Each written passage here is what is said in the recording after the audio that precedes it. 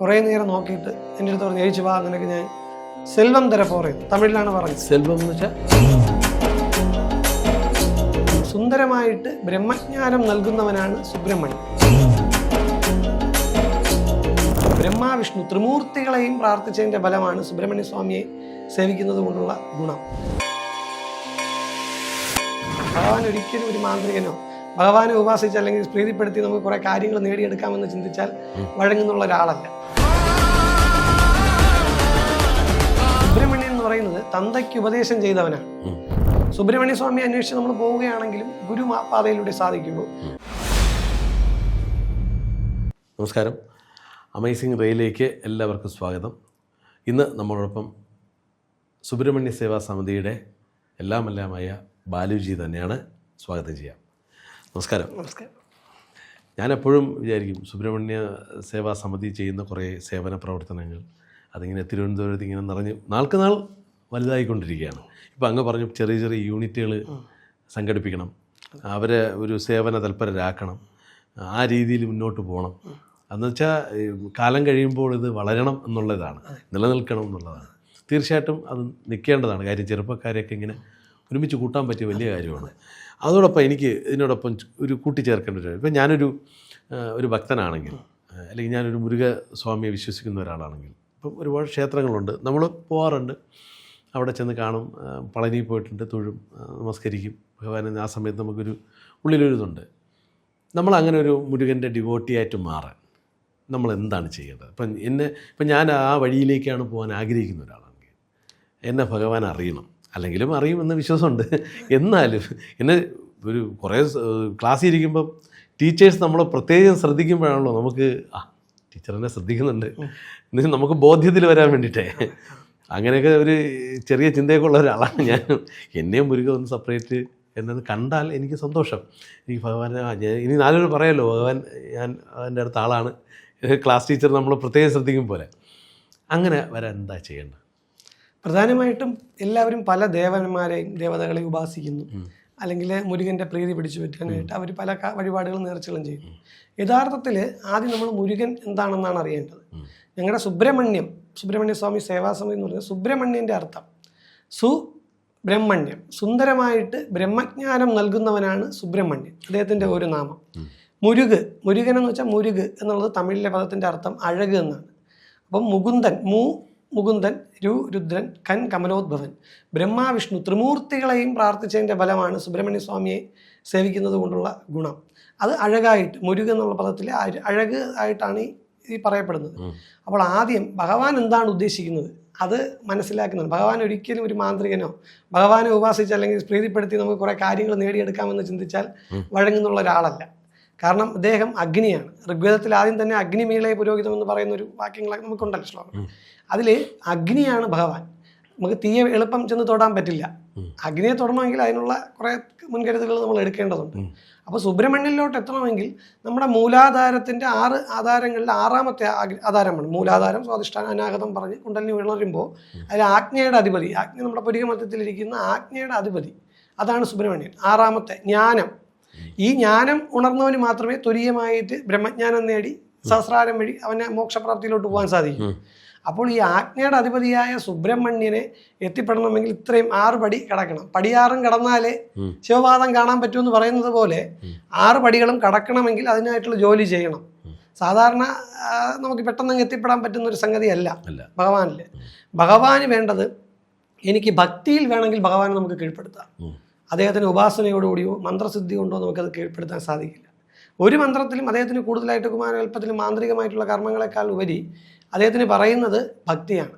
ഭക്തന്മാരായിട്ടുള്ള അരുണഗിരിനാഥ സ്വാമികൾ, പാമ്പൻ സ്വാമികൾ, ഔവയ്യാർ, കൃപാനന്ദ വാര്യർ സ്വാമികൾ, നക്കീരർ, ഇവരൊക്കെ ഭക്തിയിലൂടെയാണ് ഭഗവാനിൽ എത്തിച്ചേർന്നത്. ആ ഭക്തിയിലൂടെ ഭഗവാൻ അവർക്ക് അഷ്ടമാസിദ്ധികൾ നൽകുകയും, അഷ്ടമാസിദ്ധി എന്ന് പറയുന്നത് 8 സിദ്ധികളാണ്. അണിമ, മഹിമ, ഗരിമ എന്ന് പറയുന്നത്. അതിൽ പല സിദ്ധികൾ അരുണഗിരിനാഥ സ്വാമിക്ക് ഭഗവാൻ അത് കനിഞ്ഞു കൊടുത്ത ശേഷം അതുകൊണ്ട് ജനങ്ങളെ ശരിയാക്കാനായിട്ടാണ് അദ്ദേഹം നിർദ്ദേശിച്ചത്. അതുപോലെയാണ് അദ്ദേഹം ജനങ്ങളുടെ ഇടയിൽ ഇറങ്ങി പ്രവർത്തിച്ചു. അദ്ദേഹത്തിൻ്റെ ഒരു സമൂഹത്തിനെ കെട്ടിപ്പടുത്തണം. കാരണം അദ്ദേഹം പഴനിയിൽ കൈലാസത്തിൽ നിന്ന് എൻ നാട് എൻ മക്കൾ എനക്കെன்றേ ഒരു ഊരെന്നും പറഞ്ഞിട്ട് അച്ഛനും അമ്മയുടെ അടുത്തുനിന്ന് പുതിയൊരു സമൂഹത്തിനെ കെട്ടിപ്പടുത്തിയ ആളാണ്. ഒരു തമിഴ് ഭാഷ അദ്ദേഹം ഉണ്ടാക്കുകയും അദ്ദേഹം ജനങ്ങളെ അതിലൂടെ ഉത്ബോധിപ്പിക്കുന്നതാക്കാൻ ശ്രമിച്ചതാണ്. അതിൻ്റെ കാരണം തന്നെ അത് നമുക്ക് പ്രധാനമായിട്ടും മനസ്സിലാവും. അദ്ദേഹത്തിന് സ്വന്തമായിട്ടുള്ളൊരു നിലപാട്, സ്വന്തമായിട്ടുള്ളൊരു സംസ്കാരം, സ്വന്തമായിട്ടുള്ളൊരു രാജ്യം, ഇതെല്ലാം അദ്ദേഹത്തിൻ്റെ ഒരു കാഴ്ചപ്പാടാണ് സുബ്രഹ്മണ്യ സ്വാമി. അപ്പോൾ ഭഗവാനിൽ എത്തിച്ചേരണമെങ്കിൽ നമ്മൾ അത്രയ്ക്കും ചിട്ടയോടും നിഷ്ഠയോടും കൃത്യത പാലിച്ചുകൊണ്ട് മാത്രമേ നമുക്ക് അതിൽ എത്തിച്ചേരാൻ സാധിക്കില്ല. അതിൽ കുറച്ച് പൂജകൾ ചെയ്തെന്നോ വഴിപാട് ചെയ്യുന്നോ അങ്ങനെ ചെയ്ത് അദ്ദേഹത്തിൽ എത്തിച്ചേരാൻ സാധിക്കില്ല. ബ്രഹ്മജ്ഞാനം നേടണമെങ്കിൽ നമ്മൾ എന്താണ് ചെയ്യേണ്ടത് അറിയാമല്ലോ. 12 വർഷം തപസ് ചെയ്യുന്ന ഒരാൾക്കാണ് യഥാർത്ഥത്തിൽ ജ്ഞാനോദയം ഉണ്ടാകുന്നതും ബോധോദയം ഉണ്ടാകുന്നത്. ഈ ഒരു സാഹചര്യങ്ങളിൽ നമുക്കൊന്നും അത് സാധിക്കില്ല. സുബ്രഹ്മണ്യനിൽ എത്തിച്ചേരണമെങ്കിൽ കൃത്യമായിട്ട് ഭക്തനായി മാറുക, നല്ലൊരു ഉത്തമനായ ഭക്തനാവുക. ഭക്തനാവണമെങ്കിൽ ആദ്യം സഹജീവികളോട് കരുണ ഉണ്ടാവണം. നമുക്ക് അടുത്തുള്ളവരുടെ എന്തെങ്കിലും വിഷമങ്ങളോ പരാതികളോ ഉണ്ടെങ്കിൽ നമുക്ക് അതിൽ ദയ ഉണ്ടാവുന്നതിനാണ് യഥാർത്ഥത്തിൽ ഭക്തൻ. അതിലൂടെ ഭക്തിയിലൂടെ മാത്രമേ നമുക്ക് ഭഗവാനിൽ എത്തിച്ചേരാൻ സാധിക്കുകയുള്ളൂ. ഈ ഭക്തി കൊണ്ട് മാത്രം നമുക്ക് ഇപ്പം ഇന്ന് അങ്ങ് നേരത്തെ പറഞ്ഞത് ഈ കാലഘട്ടത്തിൽ വലിയ ബുദ്ധിമുട്ടാണ്. ശരിയാണ്, വലിയ ബുദ്ധിമുട്ടാണ്. നമുക്കിപ്പോൾ ഞാനൊരു ഹനുമാൻ സേവക്കാരനെന്ന് പറയാനോ അല്ലെങ്കിൽ ഭദ്രകാളി സേവക്കാരനെന്ന് പറയാൻ പറ്റില്ല. എന്തുകൊണ്ടെന്ന് സമൂഹം ചിലപ്പോൾ നമ്മളെ മറ്റു രീതിയിൽ കാണും. എന്താണ് സേവയുടെ ഉള്ളിലുള്ള സംഭവം എന്താണെന്നൊക്കെ സത്യത്തെ അന്വേഷിക്കുന്ന ആളുകളാണ് ഈ സേവ ചെയ്യുന്നവർ. സത്യത്തിലേക്ക് എത്താൻ വേണ്ടിയുള്ള ശ്രമമാണ് അവരുടെ. അപ്പോൾ ഇന്ന് പണ്ടൊക്കെ നമുക്ക് പറയാം ഹനുമാൻ സേവക്കാരെന്തോ എന്ന് പറയുമ്പോൾ ഒരു ബഹുമാനമൊക്കെ ഉണ്ട്. ഇന്ന് പക്ഷെ അങ്ങനെ ഒരു സാഹചര്യമല്ല. ചുറ്റുപാടൊക്കെ മാറി നമ്മൾ AI യുഗത്തിലൊക്കെയാണ് നിൽക്കുന്നത്. അങ്ങനെ ഇരിക്കുന്ന ഒരു കാലഘട്ടത്തിൽ അല്പം കൂടെ ഈസി ആയിട്ട് അല്ലെങ്കിൽ എങ്ങനെ വളരെ പെട്ടെന്ന് ഭഗവാന്റെ പ്രീതി നേടാൻ പറ്റുമെന്നാണ് വീണ്ടും എൻ്റെ ചോദ്യമാണത്. ഇതിൽ പ്രധാനമായിട്ട് ഇത് പറഞ്ഞു വന്നപ്പോഴാണ് ഗുരു പാരമ്പര്യത്തിൻ്റെ വഴി നമുക്കിതിൽ തുറന്നു വരുന്നത്. സുബ്രഹ്മണ്യൻ എന്ന് പറയുന്നത് തന്തയ്ക്ക് ഉപദേശം ചെയ്തവനാണ്. പ്രണവത്തിൻ്റെ പൊരുൾ അറിഞ്ഞൂടാ എന്നുള്ളത് സംഭവമല്ല. അത് ബ്രഹ്മാവിന് സംശയം വന്ന സമയത്ത് സുബ്രഹ്മണ്യ സ്വാമി പ്രണവത്തിൻ്റെ പൊരുൾ അദ്ദേഹത്തിന് ഉപദേശിച്ചു കൊടുക്കുക, അദ്ദേഹത്തിനെ കാരാഗ്രഹത്തിൽ അടയ്ക്കുകയും ചെയ്ത ഒരു കഥകളൊക്കെ ഉണ്ട്. അപ്പോൾ ഇതിൽ പ്രധാനമായിട്ടും ഭഗവാൻ സിദ്ധൻ ഗുരുവാണ്. തന്തയ്ക്ക് ഉപദേശം ചെയ്ത ഗുരു എന്നാണ് പറയുന്നത്. അദ്ദേഹത്തിലൂടെ തന്നെയാണ് അഗസ്ത്യ മുനിവരിലൂടെ ഉള്ള സിദ്ധ പാരമ്പര്യം. 18 സിദ്ധ പാരമ്പര്യത്തിലൂടെ തന്നെയാണ് മുരുകനെ അറിയണമെങ്കിൽ നമ്മൾ ആദ്യം ചെന്ന് നിൽക്കുന്നത് ഈ ഗുരുക്കന്മാരുടെ പാതയിലായിരിക്കും, സിദ്ധന്മാരുടെ പാതയിലായിരിക്കും. കാരണം നമ്മൾ ഒരുപാട് യഥാർത്ഥത്തിൽ മുരുകനെ അറിയണം ശ്രമിക്കുന്നവരെല്ലാവരും ചെന്ന് നിൽക്കുന്നത് ഈ സിദ്ധ പാരമ്പര്യത്തിലായിരിക്കും. ഈ സിദ്ധ പാരമ്പര്യം എന്ന് പറയുന്നത് തമിഴ്നാട്ടിലുണ്ടാകുന്ന 18 അത് നവകോടി സിദ്ധന്മാരുണ്ട്. 9,000 കോടിയോളം സിദ്ധന്മാരുണ്ടെങ്കിലും 18 സിദ്ധന്മാരാണ് ഈ പറയപ്പെട്ട പ്രധാനപ്പെട്ട സിദ്ധന്മാർ. അവരിൽ തന്നെ ആയിരിക്കും നമ്മൾ മുരുകനെ തേടിയുള്ള അന്വേഷണത്തിൽ ചെന്നെത്തേണ്ടത്. എത്തും, അത് വേറെ അതിൽ മാറ്റമൊന്നുമില്ല. യഥാർത്ഥത്തിൽ അന്വേഷിക്കുന്നവൻ അവരിലൂടെ മാത്രമേ, ഗുരുവിലൂടെ മാത്രമേ നമുക്ക് ദൈവത്തിലെത്താൻ പറ്റുള്ളൂ. മാതാപിതാ ഗുരു ദൈവം എന്നാണല്ലേ.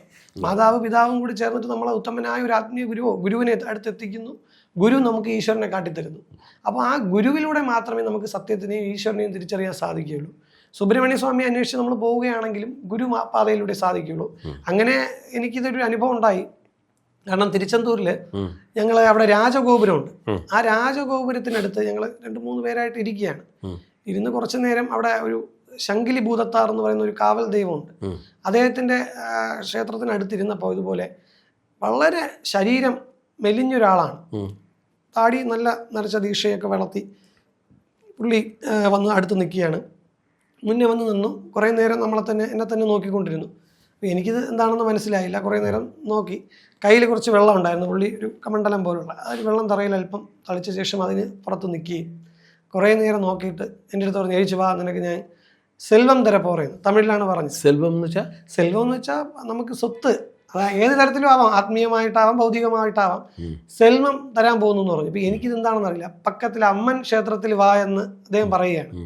തിരുച്ചെന്തൂരിൽ എനിക്കങ്ങനെ അമ്മൻ ക്ഷേത്രം ഉള്ളതായിട്ട് എനിക്കറിയില്ല. അപ്പോൾ ഞാൻ കൂടെ എഴുതിച്ചു പോയപ്പം അവിടെ വള്ളി തിരുമണം നടക്കുന്ന രാജഗോപുരത്തിന് മുന്നോടിയായിട്ടൊരു മണ്ഡപമുണ്ട്. അത് അവർ അമ്മൻ ക്ഷേത്രം എന്നാണ് അവിടെ പറയുന്നത്. ഞാൻ അവിടെ ചെന്നിരിക്കുമ്പോൾ അദ്ദേഹം, നമുക്ക് കൂടുതലായിട്ട് അറിയില്ല, യോഗാഭ്യാസത്തിൻ്റെ വിവിധ ഒരു ആസനത്തിൽ പുള്ളി ഇരുന്നിട്ട് എന്നോട് ഭാഷ നമുക്ക് അത്രയ്ക്ക് മനസ്സിലാവുന്ന ഹിന്ദിയാണോ എന്താണെന്നത് വ്യക്തമല്ല, ഹിന്ദിയല്ല.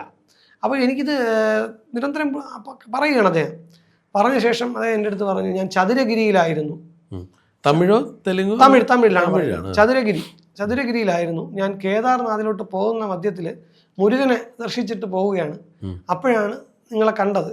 അപ്പം നിനക്ക് ഞാൻ തരാമെന്ന് വിചാരിച്ചിട്ട് കഴുത്തിൽ നിന്ന് ചെറിയ ഒരു മണികളുള്ള രുദ്രാക്ഷമാല എൻ്റെ കഴുത്തിലിട്ട് തന്നു. അതിനുശേഷം എൻ്റെ കൂടെ ഉണ്ടായിരുന്നവർക്കും പല കാര്യങ്ങളും പുള്ളി പറഞ്ഞും ആൾക്കാർ കൂടി. കാരണം സിദ്ധന്മാരുടെ കാര്യങ്ങളെക്കുറിച്ച് തമിഴ്നാട്ടിൽ കൂടുതലായിട്ട് എല്ലാവർക്കും അറിയാം.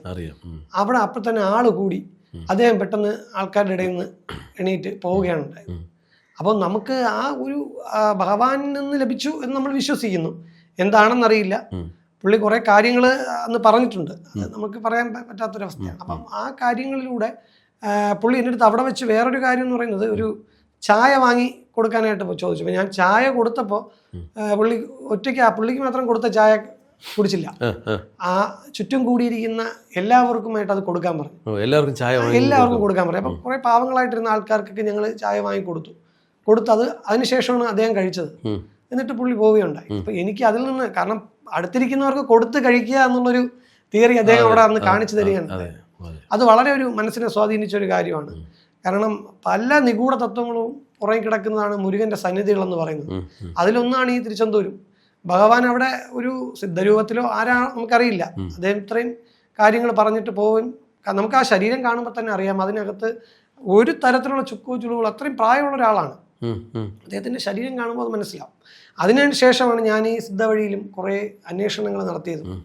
അപ്പം നമ്മൾ ശരിക്കും ഈ കാവടി ഇങ്ങനെ സംഘം ഉണ്ടാകുന്നതിന് മുമ്പാണ് ഇത്തരത്തിൽ അനുഭവം ഉണ്ടായത്? ഇല്ല, കാവടിക്ക് ശേഷം തിരുച്ചെന്തൂർ അമ്പലവുമായിട്ട് ബന്ധപ്പെട്ടതിന് ശേഷമാണ് ഇങ്ങനൊരു അനുഭവം ഉണ്ടാകുന്നത്.